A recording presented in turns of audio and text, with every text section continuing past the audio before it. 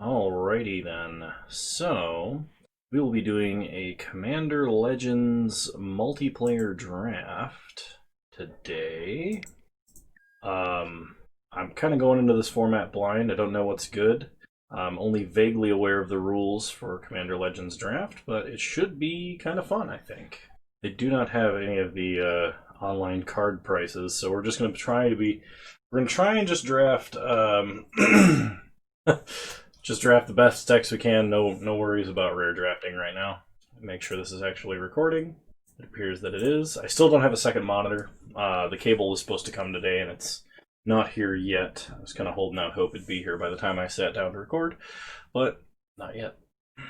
So I think you play round robin in this instead of like Swiss or single limb or anything like that, because you should play each opponent. You have four players to a draft, and then you draft 4 packs instead of 3. I'm trying to think of what other rules I know. You have to play whatever colors you draft your commanders in. So you could draft like 2 commanders with partner and stick to those colors, or so on and so forth. Alrighty, here we go. Is there a way I can? Yeah, here we go. Let's turn up the card size so I'm not squinting. Let's see, what do we got here? Rakshasa Debaser. Cat Demon. Whenever it attacks, put a target card from defending player's graveyard onto the battlefield under your control. Lore Seeker Stone. 3. Draw 1. This ability costs more, or draw 3 cards. This ability costs more for each card in your hand. That seems good, just slow. 6 mana elf. Whenever a token you control leaves the battlefield, put a 1/1 counter on it. When it leaves the battlefield, create a number of 1/1 green elf tokens equal to its power. There's Rograk, son of Roga. 0 mana, 0/1 first strike menace trample with partner. I actually kind of like that. Maybe it would be silly if we do like tiny kobold aggro, do a bunch of fire breathing effects and stuff. I'm kind of actually tempted to take Command Tower, because that's good no matter what deck I pick. Lore Seeker Stone is just tempting. First response, making a soldier repeatedly is nice. I don't know the exact archetypes here, so I don't know what exactly is good. Oh, we get 2 picks. I just now realized that that's what that means. This 2 items reserved. I think if that's the case, I'll take the Lore Seeker Stone and the Kobold, and we'll see what we get. I think that might be kind of fun. Alright, pack 2. We have Dargo the Shipwrecker, Giant Pirate. An additional cost to cast a spell, you may sacrifice any number of artifacts and or creatures. This costs 2 less for each permanent sacrifice this way, and 2 less to cast for each other artifact or creature you've sacrificed this turn. Okay. I like Rummaging Goblin. There's a Faith's Fetters, Modi, Celebrant of Bounty. It's a legendary Naga Druid. Spells you have with converted mana cost 6 or greater have Cascade. That could be good, casting things like Lore Seeker Stone and just cascading down. Fall from Favor, I think, is good removal, because you frost something and become the Monarch, which is very powerful. I still don't know what colors I'm in or what I'm doing, but I think taking these 2 cards is fine here. We'll probably take 1 or 2 more packs before we figure out exactly what it is we're doing. Golem Artisan, the same elf legend. What is this? Rebic, Architect of Ascension. Artifacts you control have protection from each converted mana cost among artifacts you control. Okay, that's kind of interesting. Gale Strike, unsummon a tapped creature and draw, I like, especially if I'm playing like the Emoti thing. I don't see a lot of stuff that I would want to put in, that I would want to play the Kobold for yet. I haven't seen like any equipment or things that would make it very good. Haunted Cloak is a consideration, but I think we take Gale Strike, and maybe like a Command Tower, I guess. Entourage of Trust. Whenever there's a battlefield, you become the Monarch and block an additional creature each combat as long as you are the Monarch. Maybe we just do these 2. Yeah, let's try taking those. Ambush Viper. There's a Command Tower. Scrapdiver Serpent can't be blocked as long as our opponent controls an artifact. I think now, if I'm going to be doing the Emoti deck, I want to probably have a lot of high CMC spells and then ramp to get there. So I think this would be these two cards for the deck. I imagine this format is going to be kind of slow. Alright, Sunset Pyramid is a way to draw cards. There's a Preordain, which I do like. Silverback Shaman also is probably not bad. I'm gonna take those two cards. Gale Strike. So if you draft more than one card of the same name, you can play it in the same deck. I'll take Runaway Together and Gale Strike, I think. So I'm probably not playing the Kobold.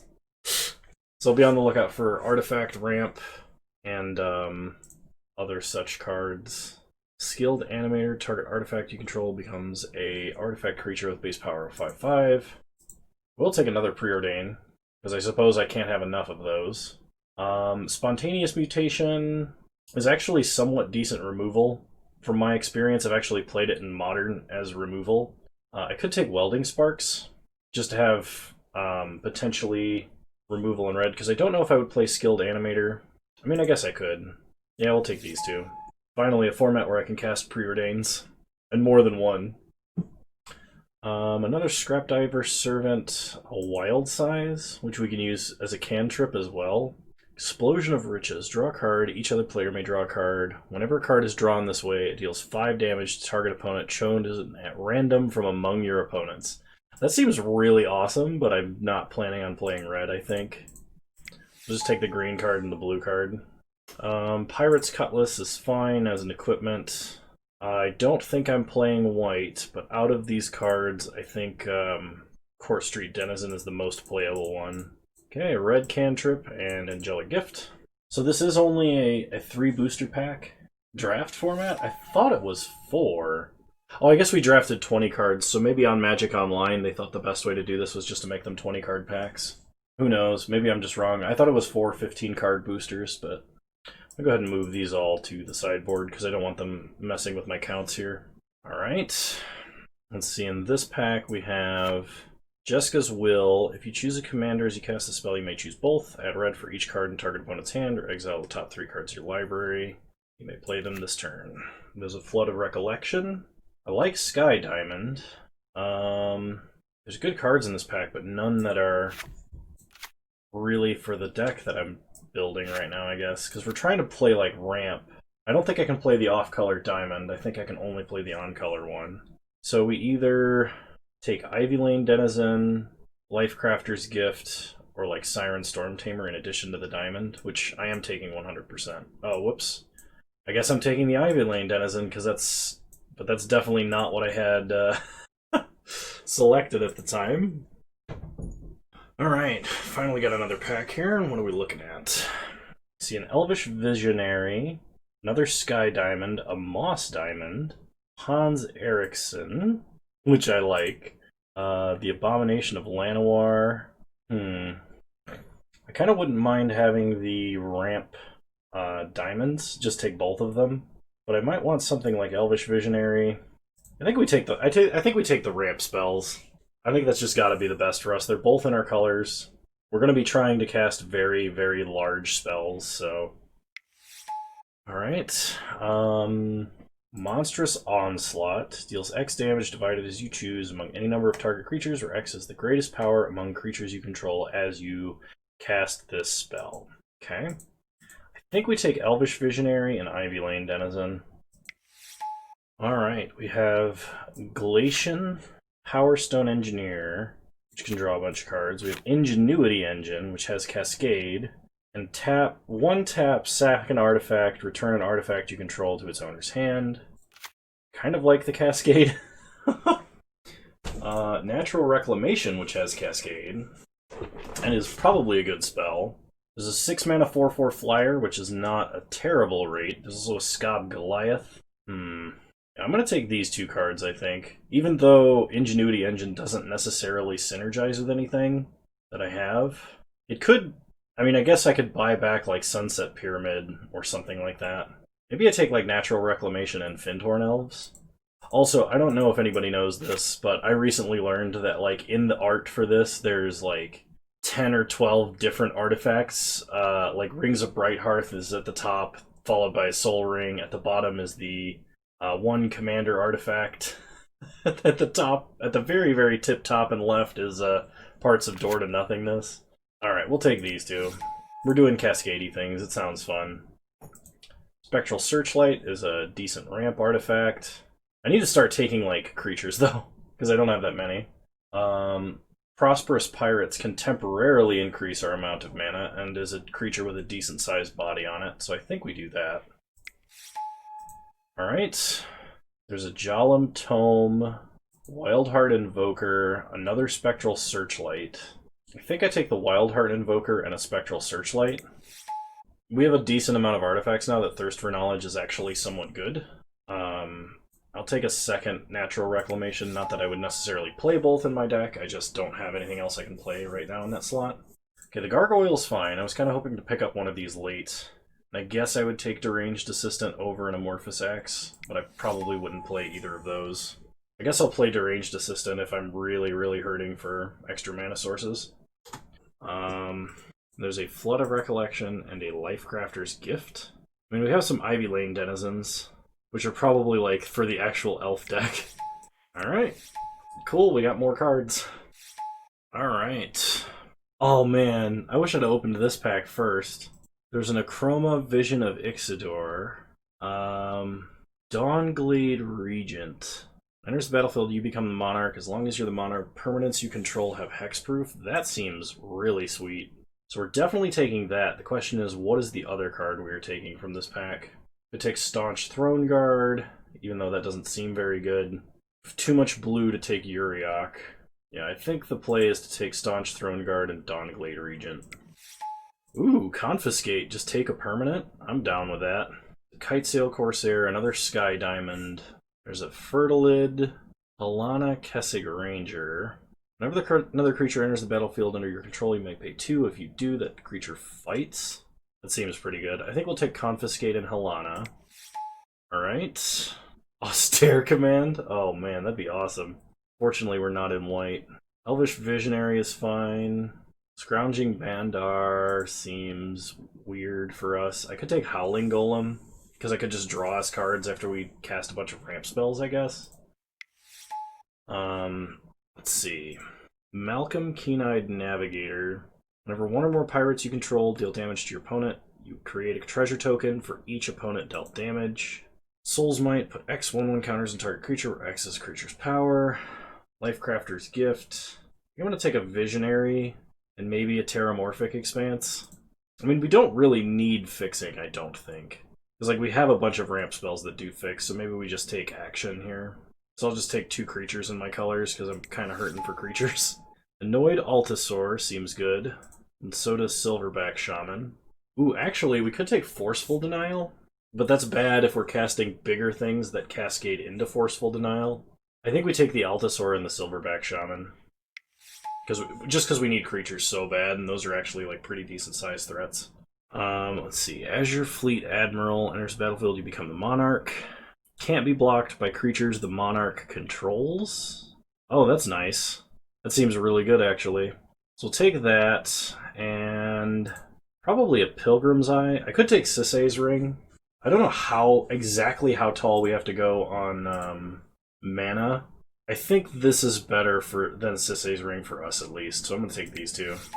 Okay, I'll take a Perilous Mirror, and I guess a Spontaneous Mutation, because those are in our colors. Kitesail Corsair, Warden Vivos Isle, just random flyers. I'll take the cards that are in my colors, even though I probably wouldn't play Flood of Recollection. Alright. I have no idea what the deck building restriction is here. Your deck must contain exactly 60 cards, including your commander. Duplicate cards are allowed. Cards in your main deck can only use your commander's colors. Legendary creatures and cards that say so can be your commander. You can have 2 commanders that both have partners. If you need to add a partner... If you need another partner, click Add Prismatic Piper. So Prismatic Piper means you would always play the 2 colors you want to play, provided you got at least one other one. Okay, so my commander will be this one. We're going to cut a bunch of cards I know I'm not going to play immediately. That might be okay. Those might be okay. Group creatures separately. Building a 60-card commander deck on the fly. I can tell you already that I'm probably not going to be good at this. We'll probably cut the wild size combat trick. I think skilled animator actually fits in this deck because of how many artifacts I have. I can make stuff fight. That's good playing a bunch of creatures, treasure tokens. We have a lot of ways to become the monarch. Probably only need one natural reclamation. This means I probably want around 24 lands. I've got a feeling if I'm building a 60-card deck. Don't think I want Runaway together. I don't know how many creatures with flying I actually have. Not very many, but I don't want to cut that many creatures. I think us buying back artifacts is not that great. Like, we could Lore Seeker Stone repeatedly to get Cascade triggers if we have our commander out, but, like, that's not great.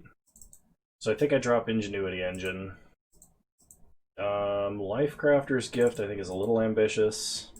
Lissalana Bowmaster is actually kind of reasonable because we have 3 Elvish Visionaries and 2 Ivy Lane Denizens, so like it could potentially snipe some flyers. I'm gonna drop Howling Golem. I have no idea what to cut.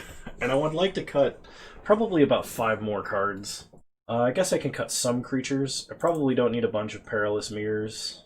I doubt that they will be good. Ivy Lane Denizen only works off of green creatures, of which we don't have that many. We have a few. I think I'm going to cut Warden. I'll cut a Preordain. I'll cut one more card and we'll run 23 lands, I think. We have enough, like, redraws, we should be fine. I'll cut Spectral Searchlight. Well, no, it's fixing and it's ramp, which is kind of what this deck wants. I'm going to cut a Kitesail Corsair. Okay. We'll add basic lands. And I think we got ourselves a deck.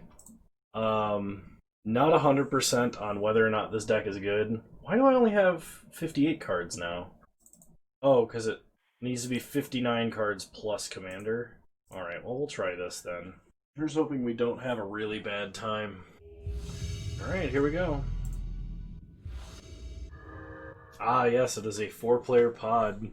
I've never played commander on, Moto, so here's hoping that this doesn't go terribly. Oh, I might be at this for a while. I see 4 45-minute turn timers. Oh, good. Okay, so this person's first in turn order, I think? I don't know what these numbers mean. I'm gonna mulligan once, because I'd like 2 land at least. Okay, I'll keep this.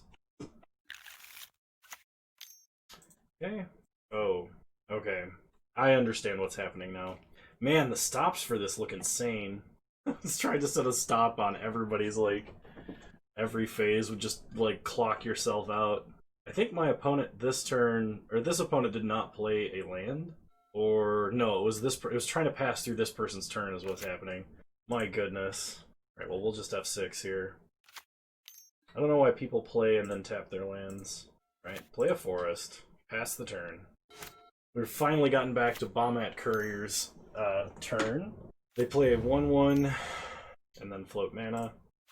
I Am Fishman plays an island and plays a Keleth Sunmane Familiar.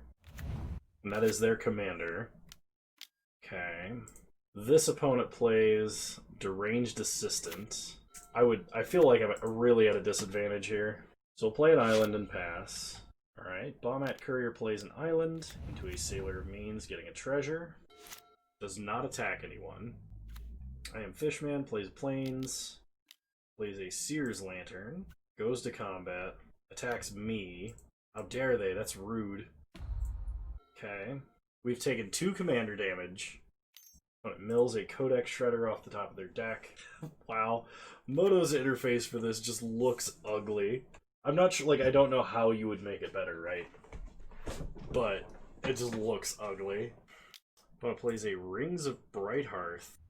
So we have the option of trying to Gale Strike an opponent that attacks us, or playing out Spectral Searchlight.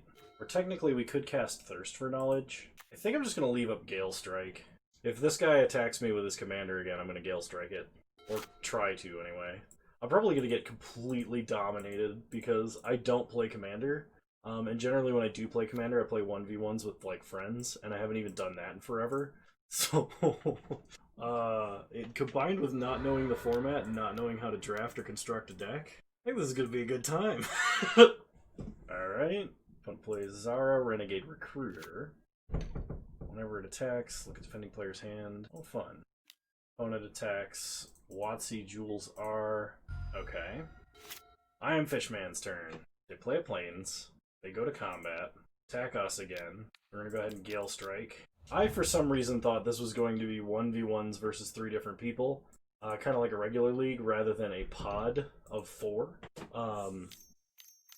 Which I guess makes sense because Commanders traditionally played in 4-player pods. One plays Kangi, the Sky Warden. Okay. WotC Jules R untaps. Plays a Swamp. Mills an Island. And casts a Sky Diamond. Then plays a Burnished Heart. We untap. Play a Forest. Everyone's tapped out. I could play Azure Fleet Admiral and become the Monarch. But that gives reason for me to be targeted. It just lets me draw a card at the end step, I believe. This also lets me become the Monarch, basically as long as Azure Fleet Admiral is alive still. So, they attack us with Azara, and they can put any creature they control. Or we can... Oh, crap, I did not think this out. Because they'll just take Dawnglade Regent and become the Monarch. Oh, man. Okay. I think I just got owned by my own deck. Alright, we'll take 12. One plays an Opal Palace. We get back our Dawnglade Regent to hand. Bombat Courier is now the Monarch. So theoretically, they will be targeted next. Yep. Opponent attacks Bombat Courier, which is a confusing name when you're, like, trying to cast a match here. Because I mean the player, not the card. They become the Monarch. They play an Armored Sky Hunter. And a Fencing Ace. They draw a card. WotC Jules R untaps. They mill a Charcoal Diamond. They sack Burnished Heart, getting a Rings of Brighthearth trigger, which they can pay for and get a ton of mana. Then they play a Sanitarium Skeleton. Okay. We go to combat. Attack I am Fishman. Because this shouldn't be able to be blocked by creatures the Monarch controls. It effectively allows us to dethrone the Monarch very quickly. The problem is, because I can't answer Zara, we're going to get smacked by a Dawnglade Regent again. Okay, no blockers. We become the Monarch. Play an island. I think I play Spectral Searchlight. And pass the turn. We will probably Thirst for Knowledge on someone else's turn. Okay, but plays an island. Punished for having an 8/8 in hand. Oh, they choose to attack someone else. That's nice of them. They're looking at the guy who's been ramping forever. Sure. Confiscate, interpret the signs, and murder. They can choose no targets. Yep. Oh, they only hit me for 1 this time. That's polite. They weren't trying to, like, focus me out of the game. So we only take 1. They become the Monarch. They showed everybody this person's hand. And they play Explosion of Riches. Okay, looks like I am Fishman drew. WotC Jules R drew. You know what? Sure, I'll draw 2. Let's see who gets dealt the damage. Watch it be like all 4 me. Okay, we took 1. We took a second one. Alright, we only took 2. We're down to 15. Everyone else has a much more massive board than I do. Oh, we drew Fall from Favor as well. Yeah, I'm Fishman's turn. They attack us, and they attack us. They want us dead very quickly. This is going to be a very sad first Commander Legends draft. Uh-huh. Well, no blockers, because I don't have any. We're going to take 12 and go to 3. They have their own Azure Fleet Admiral, so they could become the Monarch. Which means if I ever become the Monarch again, they just kill us. But then again, they could basically kill Any player could kill us at basically any point in time. I could have played out my commander last turn, but I wouldn't be able to play like Confiscate or anything this turn, which is what I had hoped to do. I also probably should not have attacked with the Admiral. I should have probably stayed back on defense. I'm so not used to strategizing in this way. I feel almost helpless right now. Exile cards from a graveyard equal to the number of opponents you have. Target creature card to graveyard gains Encore until end turn. Encore cost is equal to its mana cost. Interesting. They do not attack us. So now we finally thirst for knowledge. Choose ourselves, add blue mana. Thirst for knowledge. Discard an artifact. We'll discard Sunset Pyramid. Untap. Draw Preordain. Preordain. Like, we don't have any board wipes. It's not like we have Cyclonic Rift or anything like that. Which would be hilarious, but I think this is the end of Kano. So nobody's responding to Preordain. Island to the bottom. I want to keep a Gale Strike. I think I will keep a Gale Strike. So play an island. Play Elvish Visionary. Draw a card. We draw Sky Diamond. Okay. Pass the turn, we'll have to discard 2 cards. So we're going to discard Scrap Diver Serpent and a Lore Seeker Stone, I think. They're going to fall from favor Kangi. Yep. So they tap Kangi and become the Monarch. They play a land. Go to combat. Attacking Fishman. They have Keleth, Sunvane Familiar. Okay. Problem is, Fishman's just gonna kill me next turn. I got a feeling in my bones. I'm only at 3. Literally not a threat to anyone. They play Sailor of Means. They get a treasure. When it gets to return Keleth to its owner's hand, you draw a card. Okay. I am Fishman untaps. Goes to combat. Attacks Bombat Courier. Attacks us. So we're going to let this stack resolve, and then we're going to unsummon with Gale Strike to stay in this game one more round. They put Ancestral Blade onto the field. Attached there. Ancestral Blade makes a 1/1, and then reattaches to the 1/1. Okay, next time I have priority, we're unsummoning the Sky Hunter, because that's how we stay alive. Oh, this is madness. We draw Staunch Throne Guard. Fishman hits Bombat Courier for 2, and becomes the Monarch. They play an island. They probably replay the Sky Hunter. Yep. Okay. And a Pirate's Cutlass. And they attach to their pirate, their Azure Fleet Admiral. They decide to do nothing with their last mana. Jules R. mills a Supreme Will. Despite having multiple chances to kill me, several players have refused to. I think an effort of maintaining everything being fun, which is very nice of them. Oh no, they're gonna encore Burnished Heart? This is gonna get like all of their cards out of their deck, which is pretty sweet. Oh gosh. I really, really wish I could show people this setup, and also I'm very glad they can't see it.